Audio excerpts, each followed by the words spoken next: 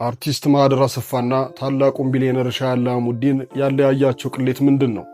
ማህደር በተደጋጋሚ ሻሁን ለማግኘት ብትሞክርም ጥበቆች በተሰጣቸው መመሪያ መሰረት ወደ ውስጥ እንዳትገባ በማድረግ በር ላይ አባረዋታል። ለምን ታደምጡታላችሁ። የማህደር የቀድሞ ባለቤቷ የነበረው የኢትዮጵያ አየር መንገድ ዕውቁ ሰው ጋርስ በምን ተለያየች? በዚህ ቪዲዮ ዝርዝር መረጃውን ይዘነዋል። ከሻሁ በቀጥታ ያገኘችው ንብረትስ ምንድን ነው? ከሰይፉ ፋንታሁን ጋር ስለከፈተችው ግዙፍ ቢዝነስ ምን ነግራችኋለን። አብራችሁን ስትዘልቁ ሻሁና አላሙዲን ያለያየውን ጉዳይና ስለ ማህደር ያልሰማችኋቸውን አስገራሚ ነገሮች ሁሉ ታደምጣላችሁ። ቪዲዮውን እስከ መጨረሻው በመስማት ሐሳባችሁን እያካፈላችሁን ደግሞም ቪዲዮውን ላይክ እያደረጋችሁ አብራችሁን ዝለቁ።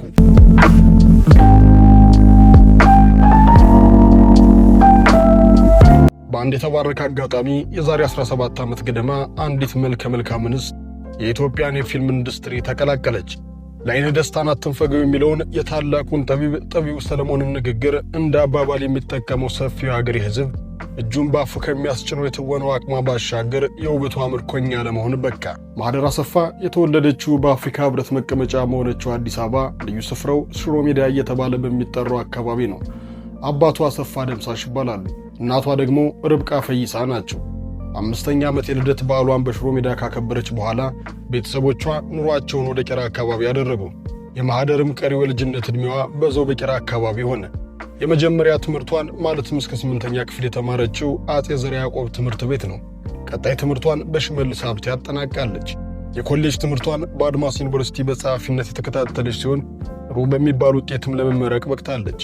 የኮሌጅ ትምህርቷን በአድማስ ዩኒቨርሲቲ በጸሐፊነት የተከታተለች ሲሆን ጥሩ በሚባል ውጤትም ለመመረቅ በቅታለች። በልጅነቷ የዳንስ ፍቅር የነበራት ሲሆን በቅርብ የሚያውቋት ሰዎች እጅግ በጣም አይናፋርና ትሁት እንደነበረች ምስክርነታቸውን ይሰጣሉ። ማህደር ዘፋኝ የመሆኑን ፍላጎት እንደነበራት፣ ነገር ግን ድምጿ ለሙዚቃ እንደማይሆን ተረድታ ሙዚቃን አልደርስብሽም አትድረሽብኝ ያለች ሲሆን ጥሩ የሙዚቃ አድማጭ እንደሆነች ግን አሁንም ይነገርላታል። ማህደር ትምህርቷን ካጠናቀቀች በኋላ በታላቁና ግዙፉ አየር መንገድ ግቢ ውስጥ በሽያጭ ሰራተኝነት ተቀጥራ ሰርታለች። በዚህ ጊዜ ነበር ከባለቤቷ ጋርም የተገናኘችው። ከሻሁ ቀደም ብሎ የሞቀና የተደላደለ ትዳሯን የመሰረተችው በአየር መንገድ ከተዋወቀችው የአየር መንገዱ ዕውቅ አብራሪ ጋር ነው። ይህ ምስኪን የብዙሃኖችን አይን በውበቷ ያንከራተተችውን የሀያሌ ወንዶችን ልብ ያሸነፈችውን ማህደር በሥራ ቦታዋ ላይ ከተመለከታት በኋላ በመጀመሪያ እይታ ልቡን እንዳሻሹኝበት ብሎ ለማህደር ያስረክባል። ሰበብ አስባብ እየፈጠረ የሚያስፈልገውንም የማያስፈልገውንም ለመግዛት ማህደር ጋር ይመላለሳል። ማሂም ቢሆን እልፍ ወንዶችን በፍቅሯ እንደጣለች ሴት እዚህ ወንድ ላይ አልፎከረችም። ይልቅስ እሷም በፍቅሩ ተሸነፈች። ከዛም ወዳጅ ዘመዶቻቸው በተገኙበት አኃይል ወጋ ብለው ጋብቻቸውን መስርተው በአንድ ጣራ ስር ተጠልለው የትዳርንም የፍቅርንም ጣዕም አጣጣሙ። ታዲያ ምን ያደርጋል፣ አሁን ላይ የአርቲስቶች የትዳር ፍቺ እንደወረሽኝ መዛመት ከመጀመሩ ቀደም ብሎ ትዳሯን በፍቺ ለማጠናቀቅ በቃች።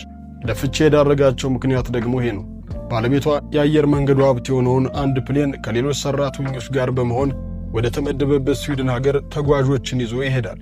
ስዊድን ከደረሰ በኋላም ባረፈበት ሆቴል ውስጥ ከሙያ ስነ ምግባር ባፈነገጠ መልኩ ከመጠን በላይ የሆነ አልኮል ይወስዳል።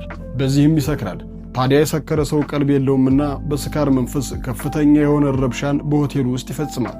የሆቴሉ አስተዳዳሪ እንዲረጋጋ በተደጋጋሚ ቢጠይቁትም አሻፈረኝ በማለት መረበሹን ይቀጥላል። በመጨረሻም የሆቴሉ አስተዳዳሪ ድርጊቱን በመቅረጽ ወደ ኢትዮጵያ አየር መንገድ በመላክ ከሰሱት።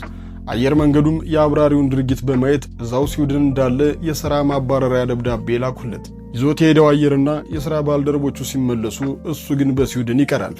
ከዛ ቀደም ብሎም ቢሆን ማህደር ጋር በአንዳንድ ነገሮች አለመግባባት ውስጥ የነበሩ ቢሆንም ይሄኛው ጉዳይ ግን በመሃላቸው ያለውን ችግር አባባሰው። እሱም ኑሮውን በስዊድን ለማድረግ መምረጡ በመሃላቸው ያለውን ክፍተት ስላሰፈው ሰማንያቸውን በመቅደድ ለመለያየት በቅተዋል። ታዲያ ማህደር ከባለቤቷ ጋር ከመለያየቷም ቀደም ብላ ቢሆን የኢትዮጵያን የፊልም ኢንዱስትሪ ተቀላቅላ ብቅ ማለት የጀመረች ቢሆንም በትዳሯ ውስጥ በነበረችበት ጊዜም በደንብ እየሰራች ነበር። ከዛ በኋላም ዝናዋ በመላ ሀገሪቱ ሲስፋፋ ባለቤቷን ለመርሳት ብዙ እንዳትቸገር አድርጓታል። ከኢትዮጵያው ቁጥር 1 ከበርቴ ጋር የተገናኙበት አጋጣሚም ሆን ብሎ የታሰበበት እንደሆነና እርሳቸውን ለማግኘት ረጅም ጊዜ ቁጭ ብላ ዕቅድ እንዳወጣች ሰይፉና ሰራዊት ጋርም እንደመከረች ይነገራል። በሌላ በኩል ደግሞ እሷ ሸሁን ከማግኘታቸው ቀደም ብላ ፔምፒዮና የተባለው ለሸሁ ቆነጃጅት ሴቶችን በማቅረብ የሚታወቀው ግለሰብ ማህደርን እንደተመለከታትና ፎቶዎች ያለ ሸሁ እንዳሳየ ሸሁም እንዳዩት በማህደር ውበት እንደተሸነፉ ይነገራል። ሸሁና ማህደር ለመጀመሪያ ጊዜ የተገናኙት ለአንጋፋው ድምፃዊ መሐመድ አህመድ የክብርና የምስጋና ሽልማት ፕሮግራም በተዘጋጀበት መድረክ ላይ ነው። በዚህ ፕሮግራም ላይ ማህደር ከፕሮግራም አዘጋጅ ኮሚቴዎች መካከል አንዷ ስትሆን የድግሱን ገንዘብ ያበረከቱት ደግሞ ሸሁ ነበሩ። ታዲያ ማህደር እርሳቸውን ለማግኘት በማሰብ የኮሚቴው አባል እንደሆነች ይነገራል። በመድረኩ ላይ ሸሁ ማህደር ጠፍታባቸው በተደጋጋሚ ማህደር የት ሄደች እያሉ መጣራታቸውና መፈለጋቸው በትርኢቱ የማይረሳ ክስተት የነበረ ሲሆን በማህደር ፍቅርም እንደወደቁ የተረጋገጠበት ቅጽበት ለመሆን በቅቷል። ታዲያ በዚያ ዝግጅት ላይ የተጀመረው የ50 ሺህ ብር ስጦታና ፍቅር አድጎ ማህደር የሸሁ የፍቅር አጋር ሆነች። በሸራተን አዲስም በተደጋጋሚ ጊዜ እየተገኘች እርሳቸው ጋር ማሳለፍን ተያዘችው። ከፊልም ኢንዱስትሪም ጥፍት አለች። በአንዴ ሚሊዮነር ከዛም ቢሊዮነር ለመሆን የበቃች ሲሆን ከሸሁ ጋር ያላት ግንኙነት ግን በፍቅር ብቻ አልተቋጨም። ለእሷ የመጀመሪያ ለእርሳቸው ደግሞ 8ኛ የሆነ ልጃቸውን ጸነሰችላቸው። ማህደር 5 ወር የሚሆነውን የጽንስ ክትትሏን በሀገረ ዱባይ ካደረገች በኋላ ቀሪውን 4 ወራት ደግሞ ለተሻለ ክትትልና ለልጇ ለእሷም ጤንነት ሲባል ወደ ታላቁ አሜሪካ በመሄድ ቀሪውን ክትትል በማድረግ በዛው በአሜሪካ የመጀመሪያና ቆንጅዬ ልጇን ወንድ ልጅ ከነቃጭሉ ዱብ አደረገች።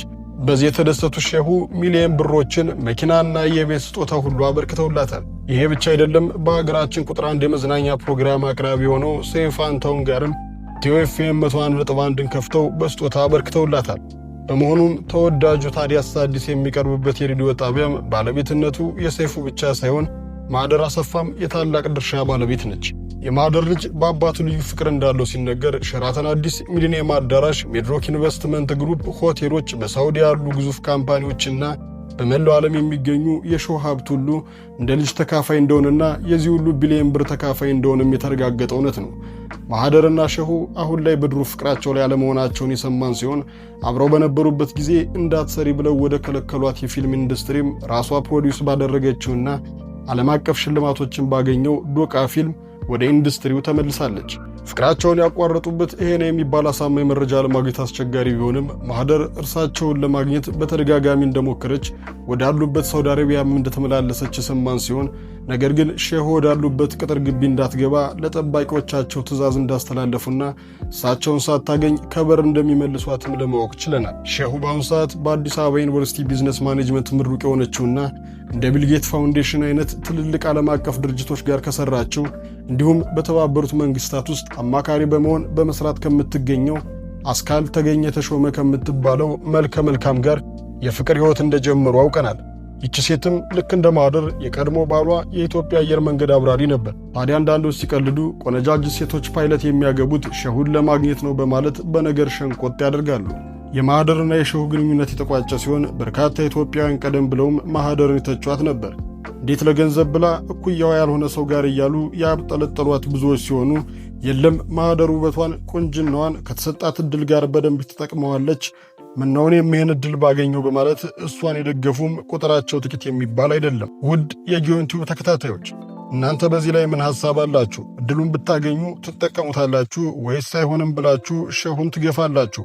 ሐሳባችሁን በኮሜንት መስጫው አስቀምጡልን። ቪዲዮውን ላይክ፣ ቻናሉን ሰብስክራይብ በማድረግ ቤተሰብ ይሁኑ።